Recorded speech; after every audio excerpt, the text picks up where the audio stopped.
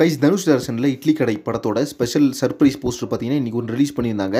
So போஸ்டரில் பார்த்தீங்கன்னா ஒரு பயங்கரமான சர்ப்ரைஸை தனுஷ் அவர்கள் ரிவீல் பண்ணியிருக்காரு.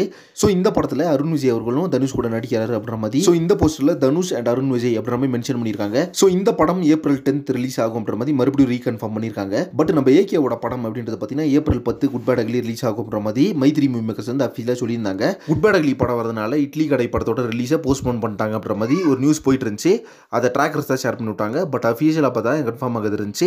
பட் இப்போ பார்த்தீங்கன்னா ரீகன்ஃபார்மாக மறுபடியும் ஏப்ரல் 10 தான் ரிலீஸ் ஆகுது படம் அப்படின்ற மாதிரி சொல்லியிருக்காங்க. நம்ம குட் பேட் அக்லி படத்தை பொறுத்தளவுக்கு ஏப்ரல் 10 அப்படின்னு தான் இது வரைக்குமே கன்ஃபர்மேஷனில் இருக்குது. பட் இப்போ சில ரூமர்ஸ் பார்த்தீங்கன்னா ஸ்ப்ரெட் ஆயிருக்கு. படத்தை மே 1 கொண்டு போகலாம் அப்படின்ற மாதிரி மைத்ரி மூவி மேக்கர்ஸ் பிளானில் இருக்காங்களாமா. ஸோ மே 1 எது கொண்டு போகிறாங்க அப்படின்ற மாதிரி ப்ராப்பரான ரீசன் இன்னும் தெரியல.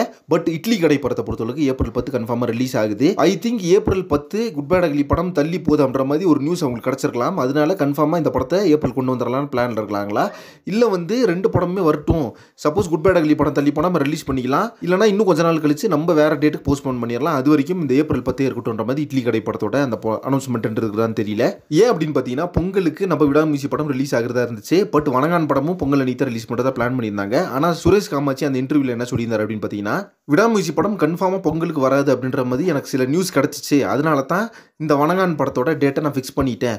சப்போஸ் கண்டிப்பாக விடாமுயற்சி படம் பொங்கலுக்கு தான் வரும் அப்படின்ற மாதிரி எனக்கு தெரிஞ்சிருந்துச்சுன்னா வணங்கான் படத்தோட ரிலீஸ் டேட்டை நான் தள்ளி போட்டிருப்பேன். பட் எனக்கு கிடைச்ச இந்த நியூஸ் உண்மையாக இருந்ததுனால வணங்கான் படத்தோட ரிலீஸ் டேட்டை நான் தள்ளி போடல, பொங்கலுக்கே கன்ஃபார்ம் ஆயிடுச்சு வணங்கான் படம் அப்படின்ற மாதிரி சுரேஷ் காமாட்சி அவர்கள் இன்டர்வியூவில் சொல்லியிருந்தாரு. ஸோ இப்போ அதே சேம் டெக்னிக்கை தான் இட்லி கடை படமும் மெயின்டைன் பண்ணுறாங்கன்னு நினைக்கிறேன். 100% ஷோர் ஷாட்டாக குட் பேட் அக்லி படம் ஏப்ரல் 10 தான் வருது அப்படின்னு அந்த ப்ரொடக்ஷன் ஹவுஸ் தெரிஞ்சுன்னா கண்டிப்பாக அந்த படத்தை தள்ளி போடுறதுக்கான சான்சஸ் இருக்குது. பட் இப்போ வரைக்குமே ஏப்ரல் 10 அப்படின்றத அவங்க கன்ஃபார்ம் பண்ணி வச்சிருக்காங்க. ஓகே ஃப்ரெண்ட்ஸ், வெயிட் பண்ணி பார்க்கலாம். குட் பேட் அக்லி தள்ளி போதா, இல்லை இட்லி கடை படம் தள்ளி போதா, இல்லை ரெண்டு படத்தையும் ஒரே டேட்டில் ரிலீஸ் பண்ணுறாங்களா அப்படின்னு சொல்லிட்டு இதை பற்றி உங்கள் ஒப்பீனியன் என்ன அப்படின்றத கமெண்ட் பாக்ஸில் மென்ஷன் பண்ணுங்கள். நெக்ஸ்ட் ஒரு இன்ட்ரெஸ்டிங் பண்ணுறேன். Thank you friends.